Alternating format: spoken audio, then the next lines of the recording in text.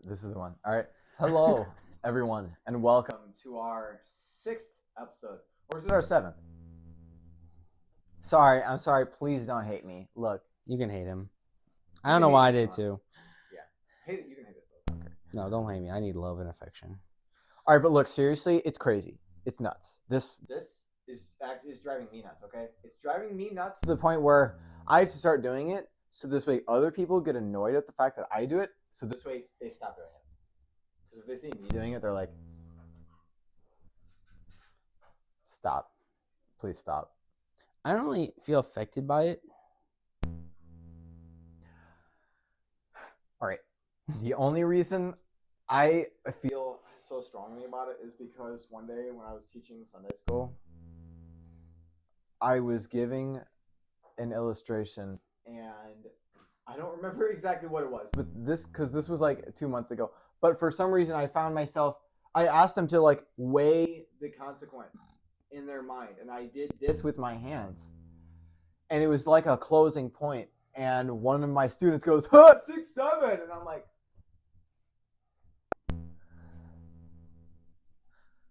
Like, Lord, give me strength. no, don't turn this into a joke. Anyways, I had a student who's now off to college come visit my house the other day, and apparently everyone in college does it. Really? It's like, yeah, it's infected the colleges too now. So he came Oh. into my house, sat on my couch, and we had a nice conversation. And he was like, 6, 7, like it was funny. Oh, all right. Everyone does it now. So, anyways, I don't want to talk about that anymore. I'm sorry. We're gonna talk about something else. We're gonna take the lead. And we're actually gonna talk about leadership a little bit. Do you want to go first on your experiences with leadership? Do you want me to kind of kick this off? You can kick it off. Okay. All right. So my first experience with leadership was when I was in the 7th grade. This is another church event. This is youth group. This is a youth group game, actually. Yeah, this is a youth group game. My leader, Josh Woolley. Josh Woolley, if you ever watch this, just know you inspired me.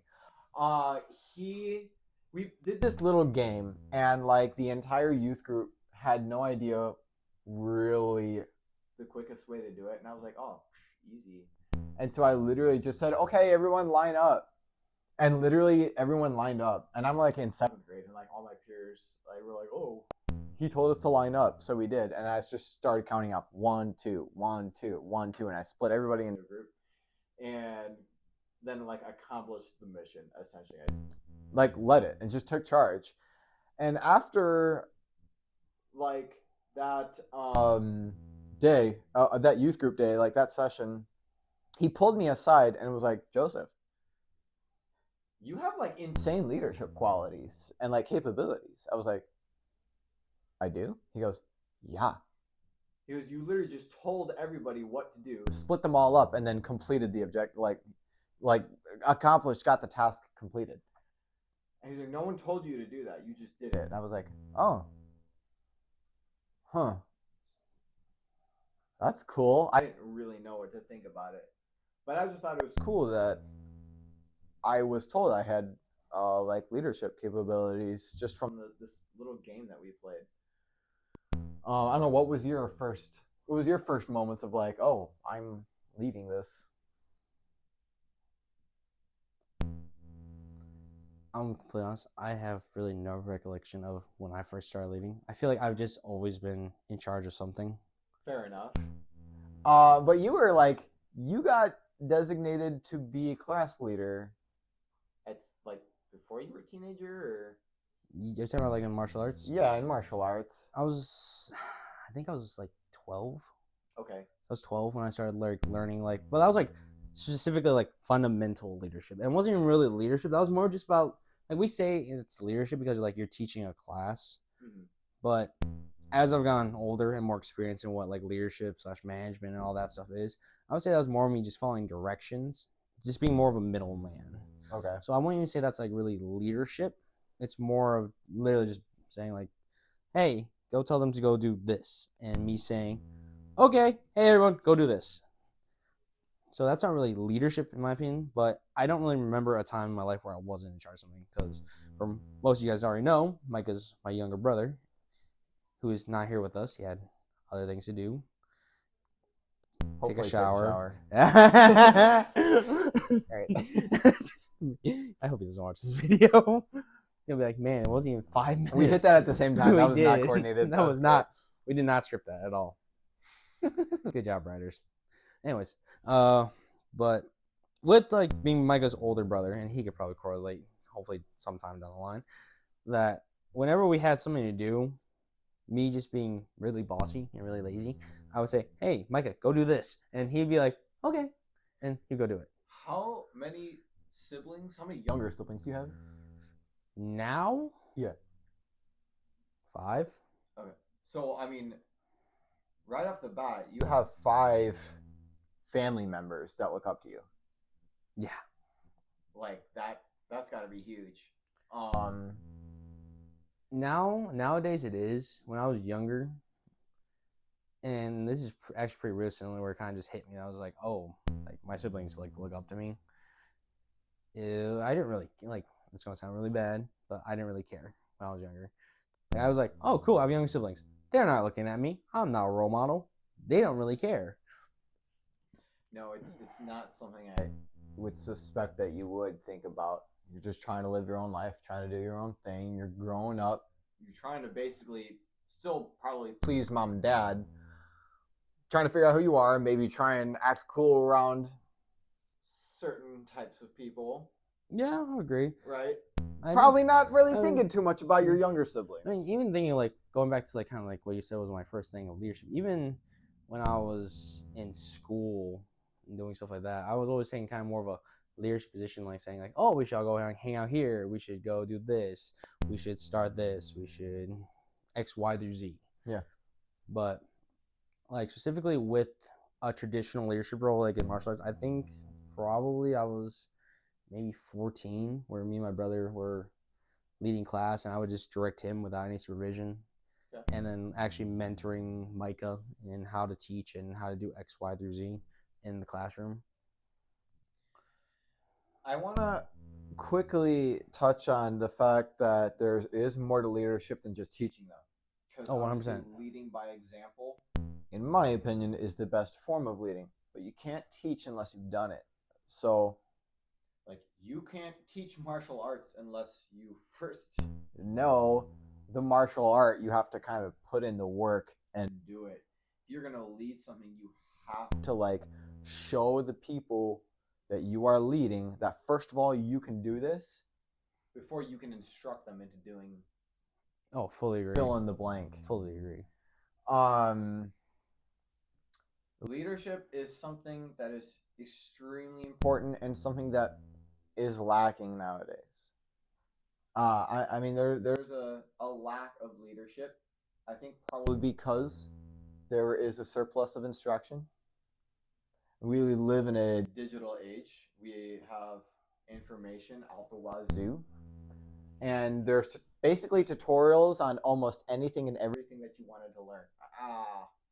Maybe not anything and everything. But I mean, there's just loads of tutorials on YouTube alone.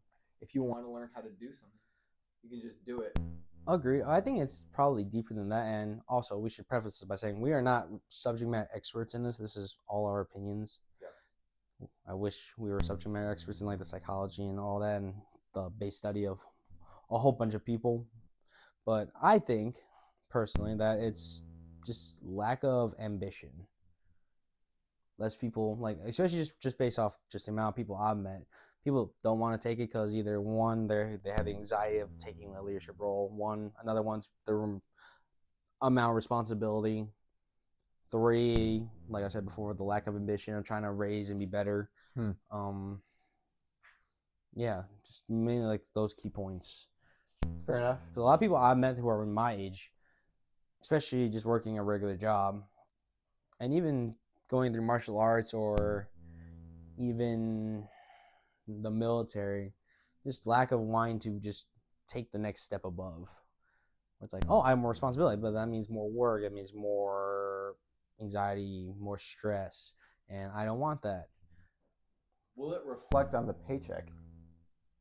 Yes, but some people are willing not to take that extra like $2. And if even when they do, it's very hard for people to get into the idea of, oh, I am in charge of people. I need to be the example. I need to be the role model. I need to make sure I am there to make sure that they're good. Like, for instance, mainly going back to more of like the civilian kind of workforce, like the idea of management. What is management? Oh, I am going to tell you what to do and you will listen to me or I will write you up. That's not leadership. That is being kind of what I was saying before with like, oh, when I was first teaching, I was just a middleman. Mm-hmm. I was just listening to someone else tell me what to do and then just bring it to you. And management is a certain, most definitely a form of leadership. It's just not something that people say, oh, hey man, how are you doing? It's more like, hey, we got this task to do, go do it. And if you don't do it, yeah, you can go home. You have a manager that hasn't put in the work. You have you have an ignorant manager, I would say, for maybe perhaps lack of better terms. But if you have someone who is instructing you in something and they themselves have not done it, it can be frustrating. Oh, agreed. Someone can be offering you their opinion on how they maybe would want something done, but if you, as you're the one actually taking charge in the operation and taking action and be the one actually doing it, to have someone who then does not know what it's like telling you what to do, things can just get miscommunicated very easily.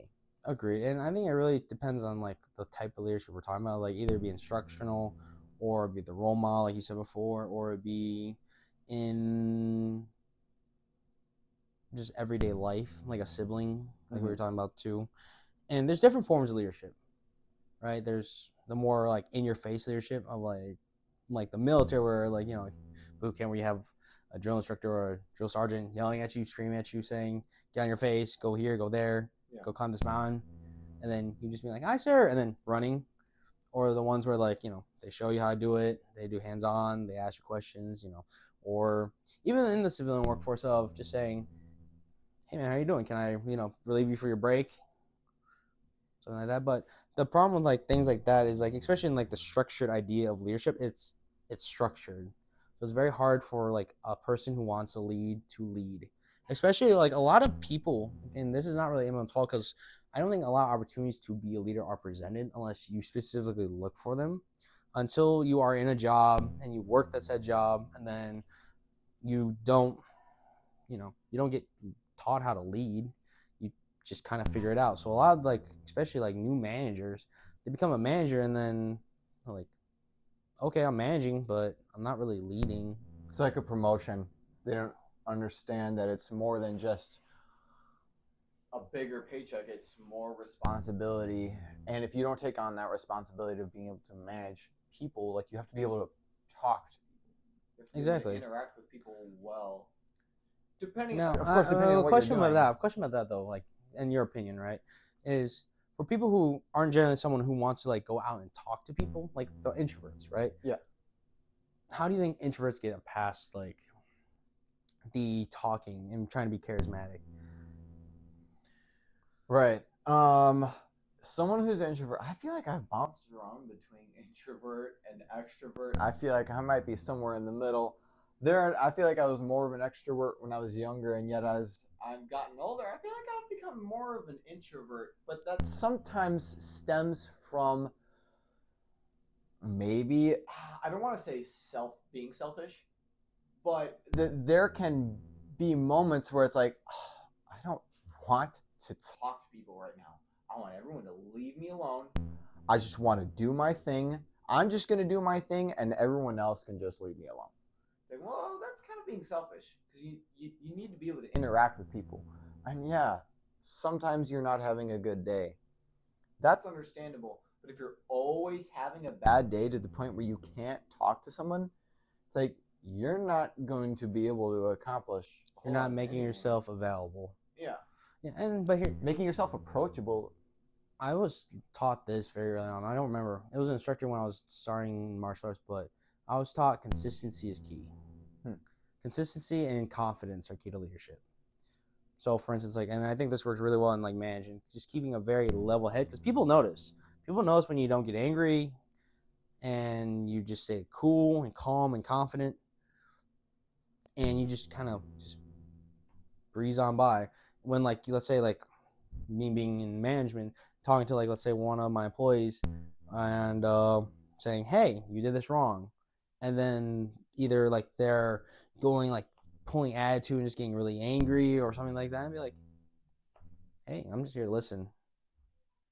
And either A, they see that you're calm and then they calm down, or B, they do it out of your control and they just go a step higher and get more aggravated and more aggressive. Mm-hmm.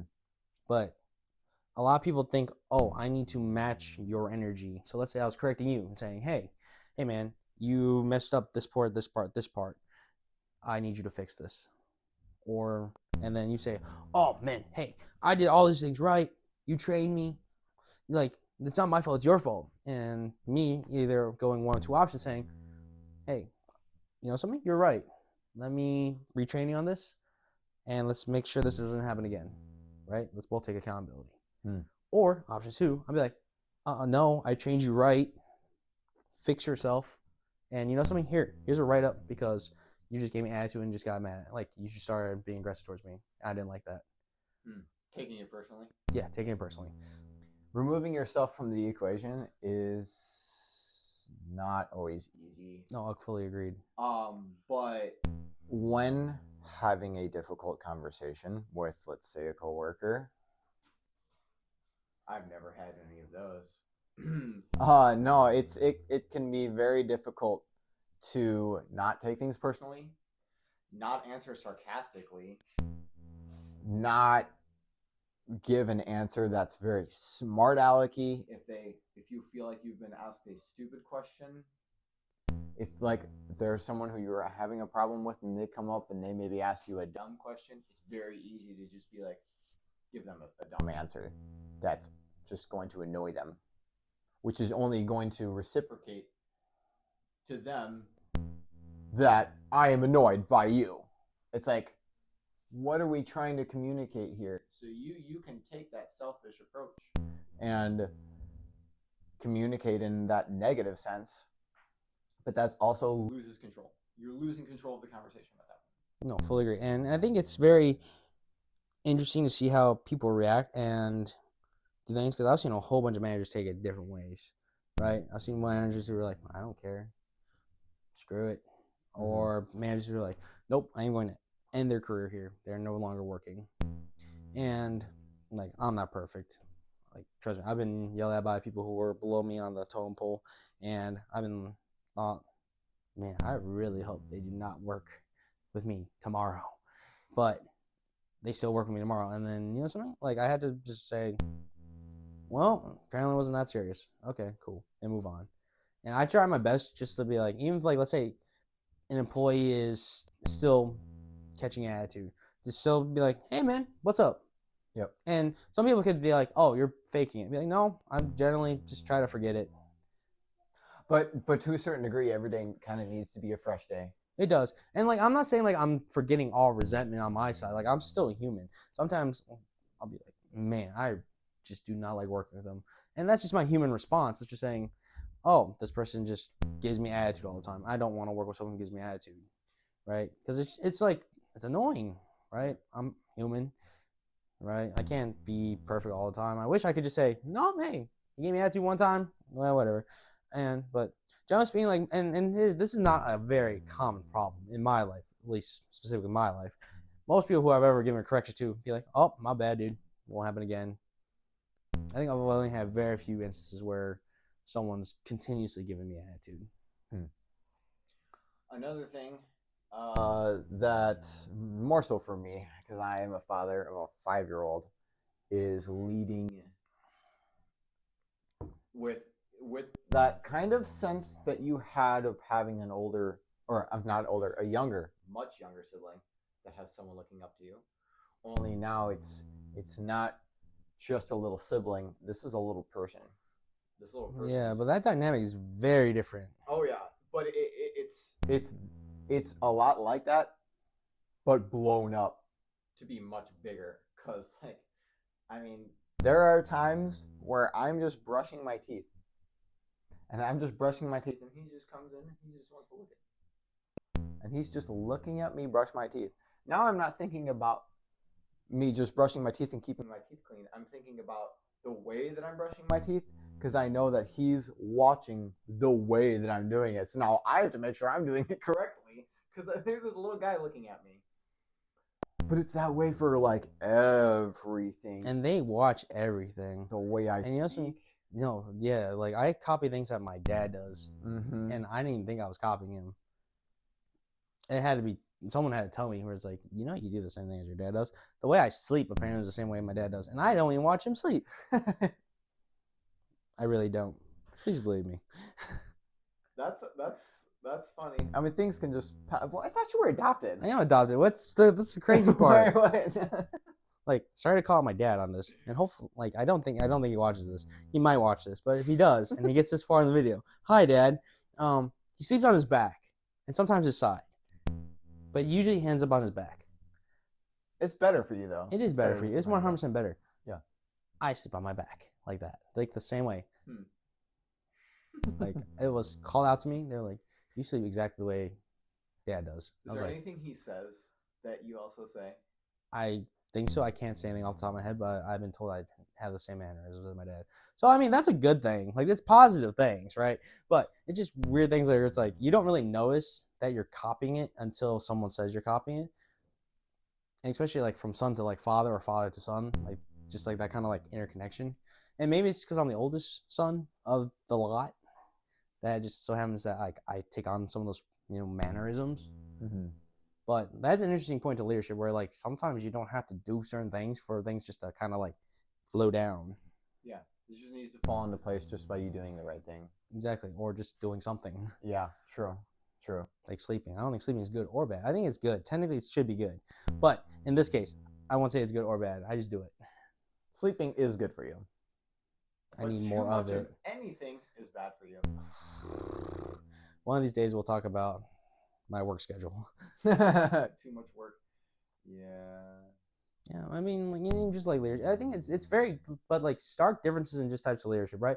From like the time I was in martial arts instructing to the Marine Corps, just leading Marines, to now running a business and essentially being what is your boss and Micah's boss and our camera lady.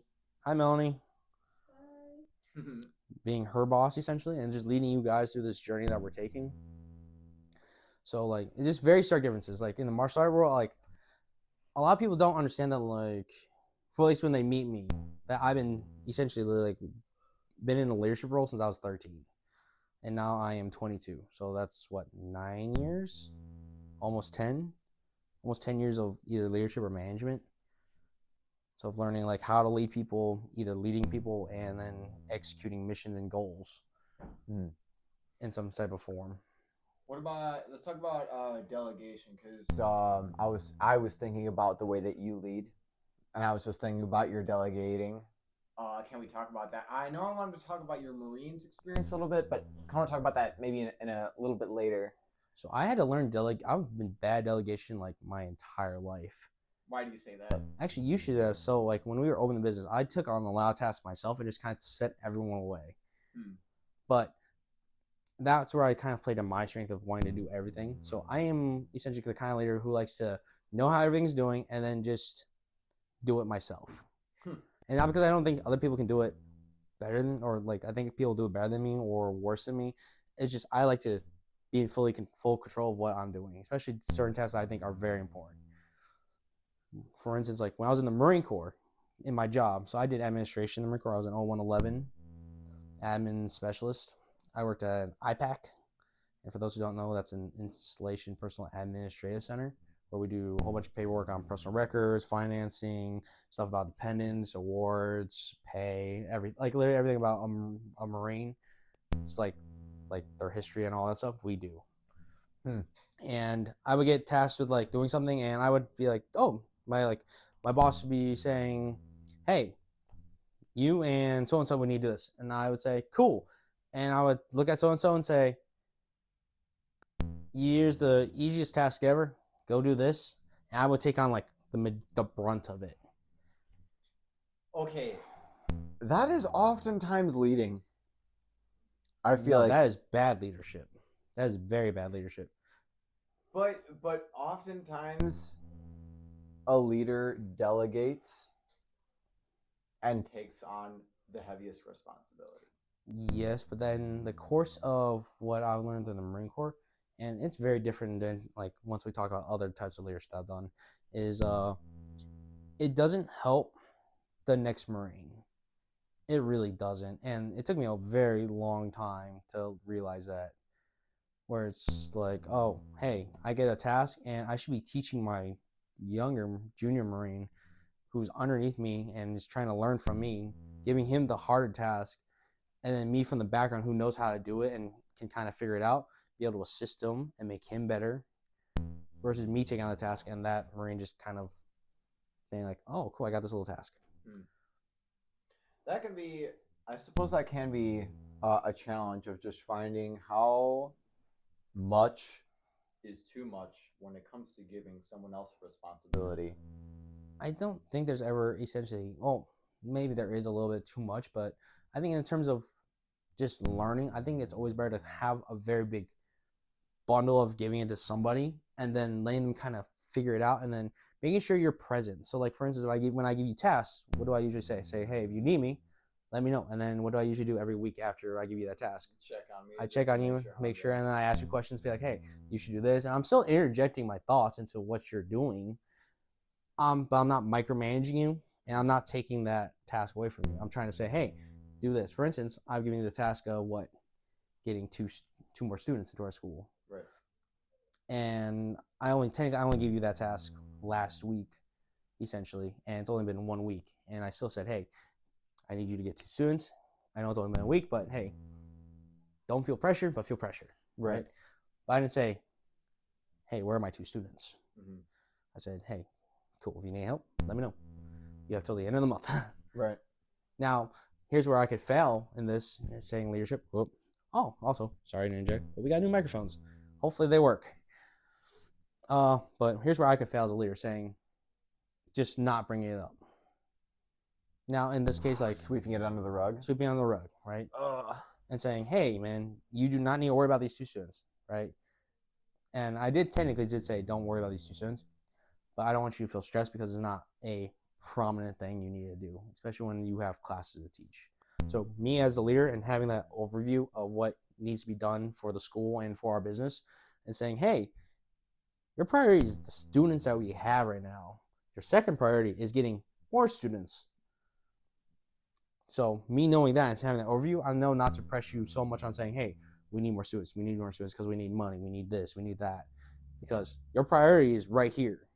And me as like your boss or leader, however you want to phrase it, is seeing that. Emperor. No comment. No comment. But seeing like that overview and saying, hey, I know what should be prioritized.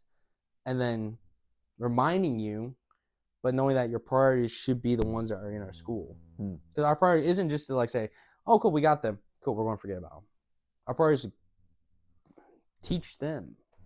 To delegating responsibilities, then showing like prioritizing certain tasks over other things, communicating that so this way whoever it is that you're leading is able to separate those tasks and prioritize those tasks accordingly. It could be anything. So going into that as like prior with like that is also I always, and this is me personally thinking, is not telling the person who you're leading right up front what you're doing, because you're not helping the person you're leading grow. So while I was in the Marines, I had this one Marine. She was around, was kind of like learning how to do our job at the same time, but I excelled just a little bit faster. And I was put in charge of her and helping her like get her tasks done, getting that stuff. And I would tell her to do things, and I would tell her to do it a certain way, but I wouldn't tell her exactly why. And sometimes she'd get frustrated and be like, hey, why am I doing this way? And I'd be like, trust me, just do it this way. and you'll understand, or go do this. And she most times would not do it. But at the end of it, like, and I help her get her out of whatever we were doing work wise, she didn't say, like, why did you do that way? And since the task was already done, she'd be like, hey, these are the things that happened. Here's why I did this way. So that way you would learn and grow, or figure it out and then grow that way. She'd be like, oh, I see that now. Right? But still not over explaining to the point where she has the ability to connect those dots. Yep. In a lot of areas. Yeah. So like almost like leaving room for small errors. Mm-hmm. And I think, place. and I'm a big believer in mistakes make leaders. Like, I personally believe mistakes make great leaders. You made any mistakes? I make mistakes every day. Oh yeah. Yeah, every day. Yeah. Like, and it's sometimes really small, sometimes really big. Most times, and here's the thing: the most mistakes are very small, where it's like, oh, I could have said this better. I could have done this better. I could have presented my body posture a little bit better. I could explain it better this way. I could watch this podcast that we're shooting right now and said, oh, I can set these 4 different things better. So they're not big mistakes, generally speaking. Most of them are very small things that only I would notice. So, for instance, when I'm talking to someone, maybe I'm thinking, like, when I'm replaying in my head, like, oh, how did this conversation go? Oh, I could have been more motivating to this individual, or I could have said this thing instead, or I could have said this in front of this, or rearranged the sentence, or like, oh, there's 101 different scenarios in my head that I could have done it better. But I wanna then interject then and say, but not too much, because too much of anything is bad to the point where you are overthinking your mistakes, and now you just feel defeated over your mistakes, and you can't even move forward. I would say in most case scenarios, for a lot of people, that would be the case. For me, and another thing about leadership that I learned in the Marine Corps is know yourself and seek self-improvement. And knowing me, I find that me overthinking some things helps me better in the next scenario. So, for instance, like in the terms of like the mistake, let's say I was correcting you, like, let's go back to like the example I did before, where it's like, I'm correcting you on something you did in your job, right? I said, hey, Mr. Joseph, you could have done this, this, and this better. Instead of me saying you could have done this better, let's say, hey, let's work on these 3 things. And if you need help with these 3 things and they come up, let me know. I will happily help you. Versus me saying, hey, do this thing, right? So the next time when, let's say you're someone else, I come to say, instead of saying, hey, you need to work on these things, I say, or saying you need to do these things better, I say, hey, let's work on these 3 things. And now I've done maybe a disservice to you, but for the next person, it's better. Mm-hmm. So that's where I see those mistakes. Well, just saying, I mean, let's pick a couple strengths here. And let's say I could, I could work on them. Well, I mean, what are 3 strengths you think I could work on? In the school? Yeah, sure. I mean, it doesn't have to be anything huge. So I wouldn't say it's anything super major, right? I think you do your job amazing. Thanks. And that you are very energetic. You're a great part of our team. I think it's not so much things that like need to be fixed, but just adjusted slightly, right? And just in terms of just maybe way you present yourself, right? And these are just very small things where it does not really affect the school in major ways. But maybe instead when you come to class sitting in the audience, you come to the office, present yourself there, and that way when you enter, it's not like you're coming from the observers, people who are watching this class. Because let's say we have a new student come in, and they're watching the class, and then your class comes up, and then you get up from the audience and then go onto the mat, and then now you start leading class. The first thing that new student might be thinking is like, who's that? Versus you coming from the office and displaying authority. Okay. Right? And that's a very small thing, and it really hasn't really affected just because of how small our school is, but just something just to be aware of. Sure. What about, let's do one more. It doesn't have to be 3. Let's maybe just get 2. I don't want you to pick on me too much. Right. I think you bring a lot of good ideas to our table. I think you are usually generally almost right there with the idea and how to get it done. And we've talked about this a couple times off camera, mainly off camera because we don't usually do it on camera. But you are so close when you usually have your ideas to where I could just say, "Yep, let's do it that way," versus me saying kind of nitpicking your idea apart, Mhm. because you don't think in essentially what is the negative, which is a good thing, right? But when you're coming at a problem, you should always think of the negatives when it's like essentially what is a new idea into our business, Mhm. because that's where I'm essentially doing that Yeah. overthinking thing, right? I'm very positive. Yeah, and Motivated, yeah. please don't ever change who you are. Mhm. Just remember, each of these things are tools you can use to make our business and our school and make our students better. And this is why we're a great dynamic with Micah and yourself and Miss Melanie there in the back on how we run our business, and we will make our school a great school Hmm. because we all have those different aspects to how we view something. Which is why whenever whenever we have our meetings, because we have weekly meetings, I say, "Hey guys, what do you think?" And I don't just say, "Hey, we are doing this," unless it's something that I have. It's like a very specific decision. But even then, most times, what do I usually say? What do you guys think? Yeah. Yeah. Leaving room for input. I guess that's kind of another reason why I might come up with a lot of my ideas. And as you say, it's like not quite completed. Almost like as if to say like, "Hey, I got this idea, but it's only like, oh, this is only partially formed. I haven't really put all the pieces together. What do you guys think about the pieces that I have so far?" Right, but think about if you could come to the group with a fully formatted idea. Much more productive, Mm-hmm. less time consuming. Exactly, right? Yeah. Because you might think in the timeline of maybe the big timeline of like, okay, when you get the idea to like the finished product, but the timeline doesn't really begin until we start the project. At least in my mind, right? Like I could be thinking about a project for months, and then until I have it done, like it's physically done, or we physically start doing it, it's not really a project. It's Right. just an idea. Taking the initiative then starting that idea is another thing. I think a lot, like you as our team leader and manager and our boss, just the way that you've taken charge in a lot of areas. Well, not just taking charge, but taking the initiative, I guess I should say, in executing everything is huge. And that's something that I feel like a lot of leaders or just people who obviously are not in that leadership role don't do. I mean, obviously, if someone's not a leader, you're never going to see them taking initiative to do something. It's usually always the leader who you see taking the initiative of starting the class, starting the delegation process, or whatever. So if you aren't willing to take action, really, then that's going to, I guess, maybe show a lack of leadership. I'm gonna say, I mean, yes and no. Yes, and you are correct in essentially what that is, but I would say no, just because leadership doesn't always have to mean taking action. Sometimes it's taking a step back. How so? So, for instance, as you already know, I have hundreds of plans. Yeah. Right. But sometimes I want to do exactly what you do. Right. When it comes to like just having the pieces of the puzzle. Uh-huh.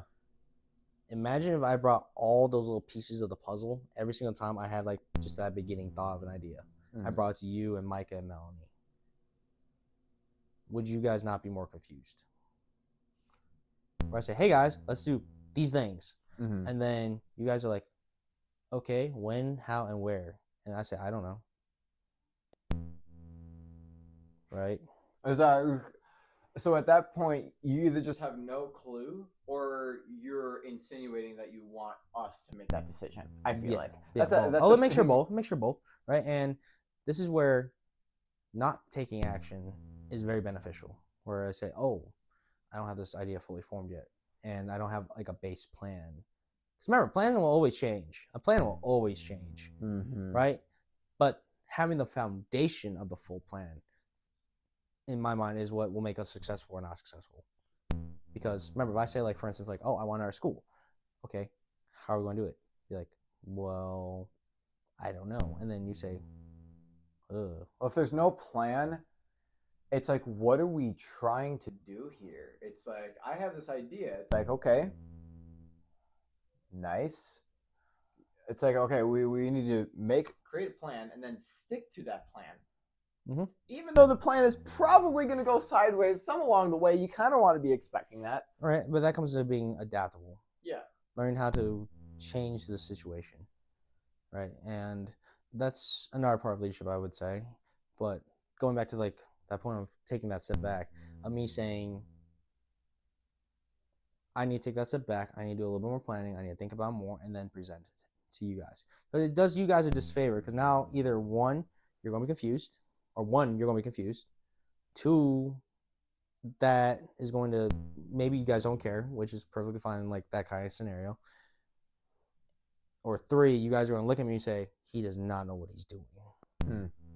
Like, for instance, when I first was talking to you about joining my business with Micah, if you had asked me all those questions that I didn't pre-think about and have an answer for, would you have been willing to join our school, or would you have No. been more hesitant? No, it was your preemptive abilities to like just answer these questions, or if you didn't have the answer, to get back with that answer relatively quickly was pretty much not the only reason. I shouldn't say the only reason, but it was one of the key reasons that I was like, yep, I'm going with Will. Because I had two other doors that I was thinking about, but with the amount of initiative that you were taking, I was like, this is the team I want to be a part of. Absolutely, hands down. There's no way. Like, I don't even care that the other places are way more established. We're starting out. This is where I want to go. And as you can see, we got established very quickly. Oh And yeah. not even established in terms of like we're set for life, but just established in the fact that we have a business that hasn't toppled over. Yeah. I mean, we're not going into the water, and we are already making plans and taking steps and taking actions in those plans to grow. Like, we're already talking about growth. We're planning on what we're going to do with that growth already. So, Right, and not to dive too much into like what we plan on growth, because it's just so early in what the development is and how we're taking those steps. But would you say, just being add a little mystery to it, but the steps that we are already planning with the growth that we're having, we're already taking steps because I've already formulated a plan, told you guys the plan, and I said, cool, let's just take it now one step at a time with this plan. yeah. We got to be so vague with everything because, like, we don't want you people to really know what we're doing. Right Just in now. case we fail, we won't fail. I will No. not allow it. I also feel a lot like we have certain things going that it's like, oh, I don't want anyone to know, just because I don't want to steal our ideas before we do them. Yet. Yeah, exactly. But don't worry, we'll talk about when they happen. Oh yeah. This has been very exciting. Melanie, how long have we been going for? 43 minutes. Okay, that's pretty good. I feel like This could be one of we could definitely make this one of our longer episodes. Yeah. You want to keep going, or you We want to keep bring going. this in for a landing? We can 100% keep going. Okay. Because leadership is such a big topic. It is. Especially kind of we're introducing different things and themes. Yeah, but I'm a little bit all over the place. That's okay. I think we get an average of 30 views. So whoever's watching this, thank you. We really appreciate your views, especially if you made it this far in the video. But and then going back to just like the leadership and the idea of like the taking a step back. I know I'm sticking to this one because I think it's very important that people understand this. Yeah. Where it's like you should most definitely take initiative and take steps to doing things better. But I think a lot of people have the fear of rushing into it. And I most definitely get that. I am most definitely someone who jumps, right? That's how I joined the Marine Corps. That's how I started a business. But once you take that jump and being like, okay, I know what I'm going to do, and I need to take the initiative to do it, but then taking a step back and saying, okay, I need to make a plan. Yeah. But it really does feel like you're taking a jump sometimes, though. 100%. But if you don't, it's like you're doing nothing. It's like, okay, this next step, it is literally the next step, but it doesn't feel like a step. It feels like I'm taking a giant leap here. Yeah, 100%. Like, when, for instance, like a little bit about the story of like how we started the business was, me and my brother were in talks. We've been in talks since we were instructors about opening up our own martial arts school. And it was kind of more of a pipe dream. And at the time, we were planning on just opening Marshall School, and we were planning on taking our time with it, taking like 6 months, just kind of get settled, save a little money, open it up, get everything we need. And then stuff happened, and we were like, we have a month to get everything done. Instead of 6 months, we had a month, which really meant we had like 15 days. Which worked out for my benefit, I would say. It would 100% work on your benefit. But now on the background scenes, Master Mike is not exactly great with the planning part, right? And that's not his fault. He just doesn't have much experience in it. And me and him talked. I was like, hey, dude, I am going to put in a lot of work very quickly, and I'm not going to need your help too much. I appreciate that you're asking to help me, but leave me alone. Don't worry, you will get your part of where you're going to be working a lot. And the same thing with you when you were asking me to like, oh, can I stay? Can I help? And I told you, nope, go home. Right? I will handle this. Don't worry, you will be putting in your amount of work. Because I knew that we were going to be successful and not drowning. That's important in and of itself. Just knowing like, hey, there's things I'm already tracking that are going to need to get done later. Save your energy. Oh, and trust me, I most definitely, because I thought about it already.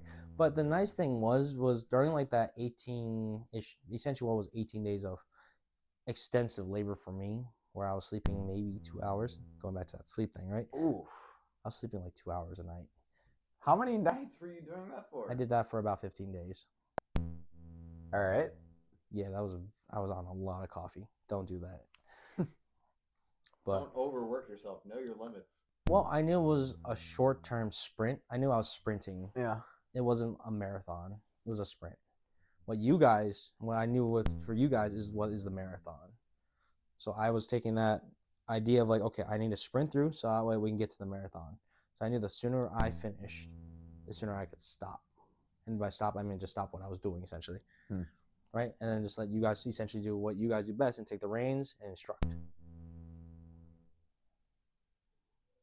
And that's where the forward plan came into. And just the momentum and the goal line for me in that one part. The goal line of many goals to come.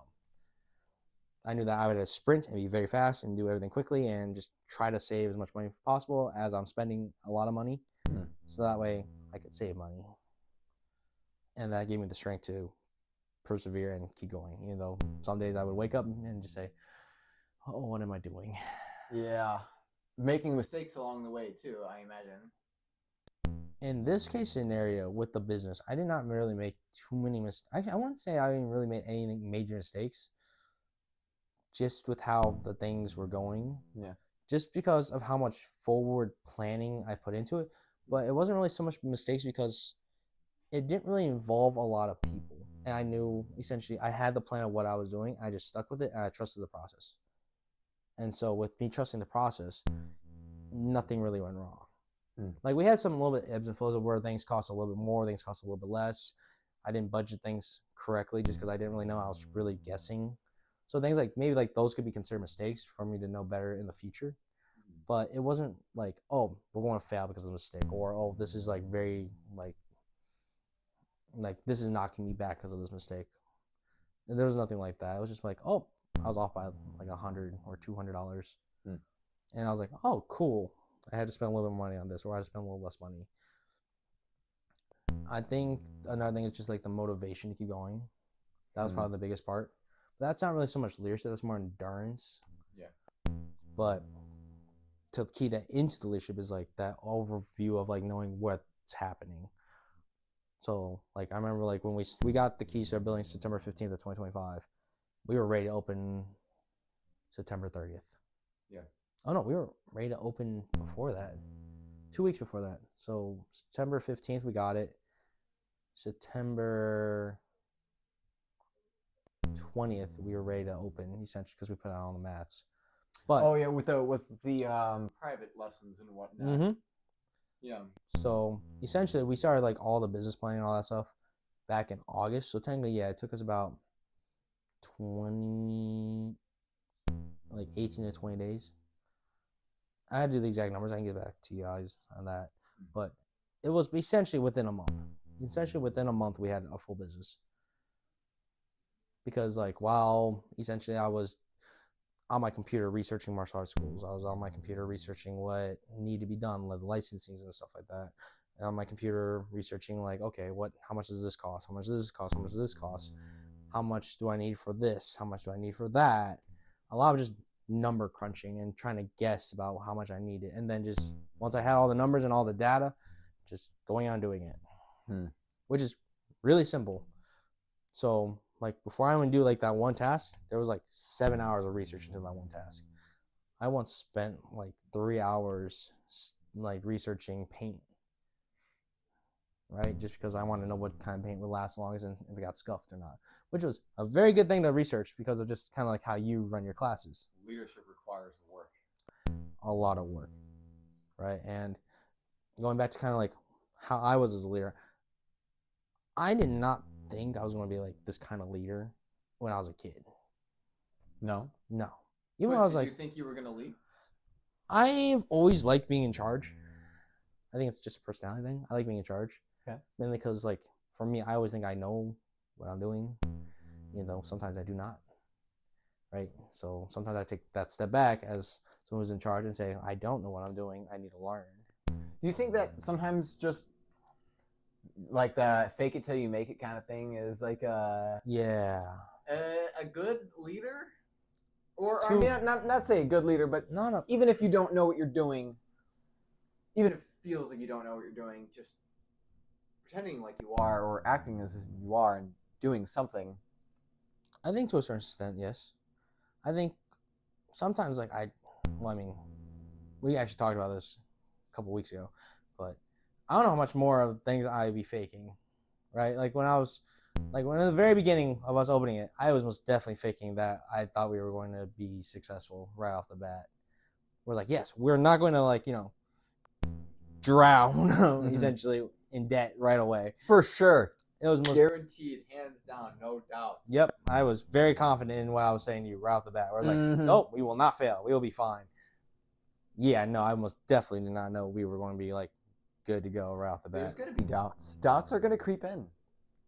Oh, there was a lot of doubts. There was 100% a lot of doubts where I was like, I just spent a lot of money for nothing.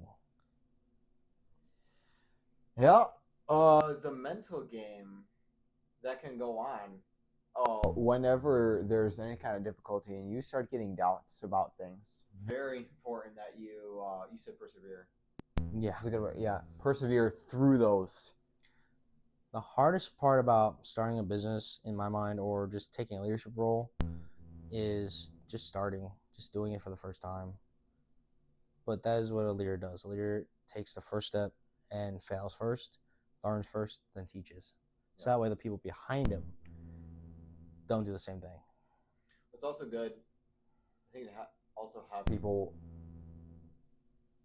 if someone sees you make a mistake, to just own it. And just be like, yeah, I made that mistake. I'm already moving on. Like showing them that how to overcome even the mistake that you made. Yep, agreed. Huge. Fully agree. And I know it's very difficult for a lot of people because some people say or feel or do have what is anxiety, and they let that control them. Sure. And it may not be beneficial to you and user, especially if you want to start your own business or you want to, especially like I'm not talking like major corporation, but I'm talking just small local business, and or just being in a management or leadership role, saying like, oh, I can't do it because of I have this or this or this, right? I get anxiety too. I am human. I wish I didn't, right? Something just made me freak out where I'm like, oh Lord, like I think it was like day 3 of me sleeping for like 2 hours, right? It was just like sitting in my room contemplating what I'm doing, saying, was this really a great idea? I think I had just spent like $3,000 in total at first. And some people may think $3,000 is not a lot of money. It is a lot of money when you have no money. And I remember being like, okay, am I doing this? Am I truly like doing this correctly? Like I got my brother who's relying on me. I got now another instructor who is you rely on me. I got people who are now watching and waiting to see what happens. Like it's a lot of pressure, outward pressure. But if you had caved in at any moment in your uncertainty and goes, guys, I just don't know. I don't know what to do, and then proceeded to do nothing, we would not be here. I would disagree. Really? I disagree because I think you and Michael, after getting a little push, would have been fine. I think, personally, I still think you guys just like hearing me talk. I paid him to laugh. But no, I think you guys have been fine. I don't think maybe you guys wouldn't have had the same amount of like ideas for growth as I have. Or maybe not the same amount of maybe organization. I think, honestly, so looking at it from maybe the way if you and Mike had taken over, if I had just quit, I think you guys would have been fine. I think you guys would have just struggled a lot internally as a team. Because just the concept of let's have a meeting, let's talk about this, let's figure out these problems together, let's discuss this as a group about how we're going to handle certain situations, I don't think you would have done that.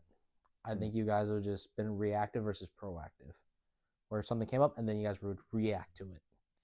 Yeah. Which can work and does work, I guess, in most case scenarios of how things work. But I think you guys would have been fine in the long run. I think just in the short run, either A, you would have persevered and gone through it and been fine, or B, done exactly what I did in this hypothetical. There we go. Hypothetical scenario. Just quit too. Because a lot of my things initially were being proactive, right? And I learned that through the military. Of being like, if I be proactive, I won't have to worry about this, and I just had to maintain. I learned that from my old master and my old unit. You would say, why be reactive when we can be proactive? Yeah. Yeah, no. I'm very reactive. Yeah. Yeah, I need to be more proactive.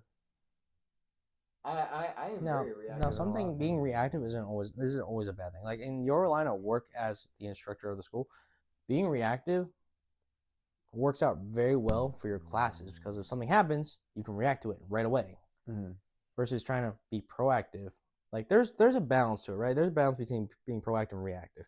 You can be reactive to, like, let's say like a kid has a question and it's something you never heard, and then reacting to it, or like a kid's giving you attitude and you react to it positively and you handle it correctly by doing the correct amount of discipline or X, Y through Z, or whatever scenario it is. Like that's a good way to be reactive. Now being proactive would be like, okay, what steps can I take to make sure like the kid doesn't get hurt, right? But that's where like team meetings and us talking about scenarios comes into play, of being like, okay, let's not do this, let's not do this, let's not do this, let's discuss this, and here's like the scenario why, here's doing this, and then speaking it out loud and hearing it. Yeah. That's where being proactive in this business comes into play. But as an instructor, being reactive, I think is very good, especially when you have a team to be proactive with. Yeah. But on the mats and you're being reactive, I think that's a correct way of handling, because now you have the ability to adjust to certain situations. In long term, it's not good to be reactive, but in the short term, it is, in my opinion. So I won't say like thinking of that as a weakness, but as a strength. But now that you understand that's a weakness, knowing that we are working towards lifting that up to have a defense against that. Yeah. So nothing bad can happen, which we already technically do. Being proactive to have those answers, though. You can, but sometimes you just don't. I'm gonna bring it back to just being a dad, because like Judah can just have so many questions. Just so many questions. I mean, question after question after question. Right. What's this? What's that? What's this? He just doesn't know. You know, he'll ask me math questions. So many math. What's this plus that? What's this plus that? And it's like, I want to answer, but also I want to make sure that I'm getting him to figure out the answers. Right. Because I could just answer every single question for him, and sometimes he just needs me to answer the question for him. But sometimes it's like, well, what do you think? And sometimes I say that, and he doesn't always like that answer. Right. He's like, I don't wanna to think about what it is that I'm asking about. It's like, well, you have to do that. You have to identify the fact that you don't know something, and then just figure out the answer sometimes. But I also, as his father, need to be proactive in the sense of I just need to know how to be a dad and how to function and how to just, survive and live on my own. Because if I don't know how to do those things, I don't need to be him to be like, Dad, how are we gonna do? I don't know. How are we gonna pay for the food at the grocery store? It's like, well, Right, but how much? Okay, let's go back to one question you asked me. How much of that is faking it till you make it versus being proactive or reactive? Because technically, faking it till you make it is being reactive. there are it's very rare that I don't know, because sometimes he says things and it's not so much what I'm answering, Right. it's how I'm answering. It's because after a certain amount of time he can ask a lot of questions. I feel that. I think you two are most definitely related. Yeah, right. So it's a lot of it. It's like, okay, I'm getting a little frustrated here. Right. This is getting a little. I don't want to just say the word annoying because sometimes you can just be annoyed, but still answering just answering in a gentle way. Oftentimes, is just the best approach. Well, yeah, but I think that's another thing about leadership there because I think hopefully people who are watching this know who Jocko is, who's a former Navy SEAL, and he had this thing where I think he was talking about he was in either in a combat mission or a training mission, and taking a step back, looking left, looking right, and just observing the situation and then making a decision off of that. So that's where, like I was just telling you about, taking that step back, right, really comes into play. Especially and I'm not a dad, right, and until I have kids, I will not be able to speak on like how being a dad equals into leadership. I don't know. Not a dad yet. Yeah, well, not yet. Lord, that's a different conversation for a different day, right? But taking that step back and just observing the situation, and in this case scenario, from what I'm hearing from you, and it's not so much observing like how Jude is being, but observing how you are being, because leadership is both, reflective and not reflective. That's the wrong word. Both like internal and external, right? Yeah. External on how you're talking to Jude, and internal on how you feel. Well, just being solely reactive it can be horrible, because if I were to always say the first thing that comes to my mind right away, that might not be good. But that doesn't mean like, well, now we're talking about timing essentially, about how you're reacting, right? You don't, sometimes being reactive doesn't mean you're reacting right away. Sometimes being reactive is like when you ask me a question and let's say I don't know it, my reaction isn't giving you an answer that I don't know about. It's saying, hold on, let me get back to you. Yeah. Is that being proactive or being reactive? I want to say a little bit of both. I disagree. It's most definitely completely reactive. Really? 100%, because being proactive, I have done what I usually done and thought about what your question was, and then giving you the answer right there and then with a well thought out question that I've been thinking about before, being before you've said it. Being reactive is me saying, instead of me saying, like, let's say you said, hey, what's 1 + 1? And instead of me saying 3, right? I say, hold on, let me get back to you. Go into my calculator, whatever, think about what's 1 + 1? Oh, 2. Then coming back to you and saying, it's 2. So, I don't know. I'm sorry. I feel like I feel like there's a loophole in there that I could just throw in there. Please try. To just say it's being reactive to at least say the words, hold on, wait a minute, I don't know the answer. But that's choosing to be proactive. Because it's like almost like I need to be proactive. It's like, hold on, saying I'm not allowed to react to this right now because I can't. I have to be a little bit more proactive. So this way, I don't know. I don't know if that makes any sense. I think I get what you mean by saying you're being proactive and like preparing your response. Yeah. But in the terms of you being reactive is how you say that response.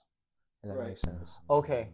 Yep. So, for instance, if Judah comes up to you and says a very deep question that you don't know about, instead of you just making up a story, you say, "Hey, bud, give me 1 minute and let me think about that. Let me get back to you." And I know that's kind of like a very strange way of saying that to a kid, right? It might happen though. I mean, It as might of happen, right right? now, It might happen. his but- questions are very simple. Right, but like in terms of maybe when he gets older and he starts developing deeper understanding of things and wants to have ask you more difficult questions. The fact that like you saying like you're thinking about like okay, I'm gonna say hold on, let me get back to you on that. But your immediate reaction may not be that. It may be, oh yeah, I got you, and then you having no idea, and then you giving the wrong answer. Now he's going to think that for the rest of his life. It would not be good. Just giving an answer just for the sake of But giving an answer. Now think about that's more in a positive kind of structured way. I think in a negative way. What happens if Judah is breaking stuff in your house, ripping down these curtains, taking down these lights, and when you walk up to him, you are now feeling angry, and you're not thinking straight, and now you're being reactive, right? What is your first thing you say to him? What is the first action you do? Maybe instead of saying, hold on, Judah, let me get back to you, you say that to yourself. You see Judah doing all this bad stuff, and you say, okay, instead of me reacting this way, I am going to say, hold on, I'll get back to this in a minute, to yourself. Yeah, no, well, that's going to require self-control. 100%, right? 100%. To know yourself, right? Which you mentioned earlier. You need to be able to know yourself to realize that you might lose control 100% of the situation. That's where the stepping back part comes into, like, what is leadership to me? Because sometimes, like, leadership doesn't, like, and that's very, like, and that was very, like, very, very starkly different things, right? Of being like, okay, a very positive question of like asking what understanding or something, and then very negative thing of something happening physically, of breaking or something destructive. Right, but you, I mean, as the father in this situation, I mean, I like how we are using me and Judah in this, but like, I'm also would then be demonstrating and showing him how I react to a difficult situation, because someday he's probably going to grow up and be a dad, and he might have a toddler yanking on the curtains. Right, and I would hope that he would then go, oh, you know what? But my dad reacted really well. But now there's let's say you lose control, right? And then it's, let's say, reaction after reaction, right? Maybe it's, and like mistakes, right? Mistakes are how leaders are built. It's also about like knowing yourself, right? Let's say you react not great and you just scream at Judah. And let's say Judah was trying to like, maybe he like, let's say threw a toy up there, right? And he didn't, and his first inclination is like, ooh, I need to get that down. And he climbs a curtain. And like, maybe it wasn't him trying to be destructive, right? And let's say you don't know this, but this is how Judah's thinking. He's like, oh, I need to climb and get this toy down. Oh, how do I get it down? Instead of going to like, mom or dad, he's just like, oh, hey, this looks rigid, and climbs it, and then it comes down, and everything comes down. Good intentions. Right? Good intentions, but you don't know that. But then you react in a negative way, just scream at me like, oh, why are you being so destructive? X, Y, Z, right? And, you leave the room. The next reaction is on your part of saying, oh, I shouldn't have done that. Maybe he did it for a different reason besides trying to be destructive. Maybe I shouldn't have said that. And now your next reaction should be, okay, let me take a step back. Let me analyze. Judah doesn't usually climb up the curtains. This is not exactly, very, this is not usual behavior of Judah. All right, let me go talk to him. And then when you go talk to him, you do, like, you understand, like, oh, he had a toy up there. And let's say the toy was still up there, and you look up and you're like, oh, you're right. And then your next reaction is, oh, you're apologizing and then reacting a certain way. So maybe it's like steps. But now, look, now you're doing exactly what I said before of, look, making a mistake as a leader in your household. You're saying, oh, I shouldn't have yelled. I should have taken a step back. And now you react into being proactive and naturally do it without even thinking about it. And you could apply that to a lot, because, I mean, especially if there's a difficult situation, knowing yourself to realize that you might blow it Mhm. and say something. Oh, you're 100% gonna blow. It's and remember, Yeah. it might, and here's the thing, right? It doesn't have to be you yelling at Judah, right? Well, it could be anything. It could just be you maybe snapping in a certain way, maybe your body language, right? Maybe it's just something small you need to maybe want to fix. Mm-hmm. But yeah, I mean, just it's tough because sometimes you don't want to make mistakes. It's like I don't want to make mistakes. You don't, but mistakes are how you learn a lot of it's things. understanding like that you are going to mess up. Knowing that you're going to mess up and understanding that when you mess up, like my brain is always thinking I'm going to mess up. And most people say like, "Ooh, that seems very crippling." No, it's power. Because I know I'm going to mess up. So I know how exactly that when I mess up, I'm not going to react in a negative way. So I'm being proactive. I'm thinking like, okay, I know I'm going to mess up. That's okay. It's a learning experience. Why not? I'm only going to live once, and next time I won't make the same mistake. Will I hate making that mistake? 100%. I am human. I am not going to like make a mistake and be like, Joseph, guess what I did? I messed this up. No, it's going to be like, okay, I know exactly how to handle this next time. Yeah. If there is a next time. If there is a next time, right? Yeah. So that's also part of proactive, trying to not make it happen again. But if it does happen again, and it could be just be something like just me handling of something. The way I say something, the way I speak, the way I move my hands, the way I tilt my head, it could be all that. And then me just going over like, oh, I could have done this better, I could have done this better. And then next time it happens, I can do better. And it could be good things, it could be bad things. It doesn't matter. Learning from mistakes. Learning from other people's mistakes is something that's also huge. Yes, but I find it's harder to learn from someone else's mistake than learn from your own. There's just something about it happening to you. Yeah. Well, there's a saying, I think it goes like this. It's like, well, it's not that pain is the best teacher, but excuse me. It's like you want to learn without there being pain, if you can.